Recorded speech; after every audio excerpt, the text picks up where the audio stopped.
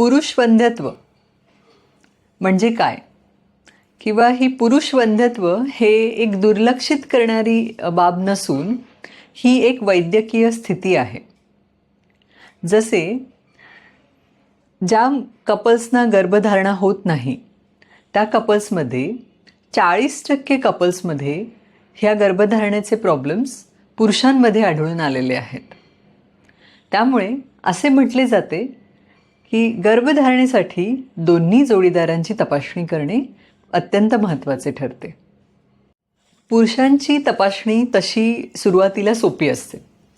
पुरुषांना एक सीमेन ॲनालिसिस म्हणजे वीर्य तपासणी करावी लागते, जी 3 ते 4 दिवसाच्या गॅपवर सॅम्पल द्यावे लागते आणि याच्यामध्ये सीमेन काउंट, मोटिलिटी, त्यांचं pH, फ्रुक्टोज आणि मॉर्फोलॉजी या टेस्ट केल्या जातात. ह्या टेस्ट जर नॉर्मल असतील तर पुढच्या टेस्टची गरज फार कमी होऊन जाते.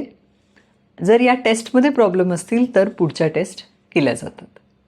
वंध्यत्वाचे उपचारसुद्धा त्यावेळी ॲडवाईज केले जातात. नॉर्मली पुरुष वंध्यत्वाची ट्रीटमेंट सुरू होताना फर्स्ट जीवनशैलीत बदल, काही मेडिकेशन, असे औषधोपचार ज्याच्यामुळे हार्मोनल इम्बॅलन्स किंवा मोटिलिटीमध्ये फरक पडू शकेल औषधोपचार केले जातात. त्याच्यानंतर ट्रीटमेंटमध्ये येतं IUI, ज्यावेळी आपण स्पर्म वॉश करून ते योनी मार्गामध्ये सोडले जातात, किंवा लास्ट उपचार येतो IVF किंवा ICSI, ज्याला आम्ही इंट्रासायटोप्लाझ्मिक स्पर्म इंजेक्शन असे म्हणतो. पुरुष वंध्यत्वाची काही सामान्य कारणे काय असू शकतात?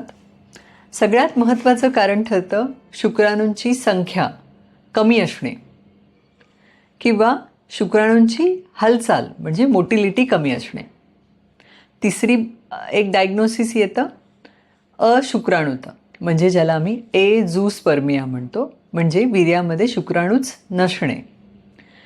चौथं कारण असू शकेल वेरिकोसील, म्हणजे टेस्टिकल्सच्या अराउंड अंडकोशाच्या शिरांमध्ये जी सूज येते त्यांना आपण वेरिकोसील असं म्हणतो. काही वेळेस हार्मोनल बिघाड म्हणजे टेस्टोस्टेरॉनची कमी, यामुळेही पुरुषांमध्ये वंध्यत्वाची प्रॉब्लेम येऊ शकतात. संसर्ग किंवा जुन्या आजारांचा विकार याच्यामुळेही कधीकधी प्रेग्नन्सी राहण्यासाठी प्रॉब्लेम्स येऊ शकतात.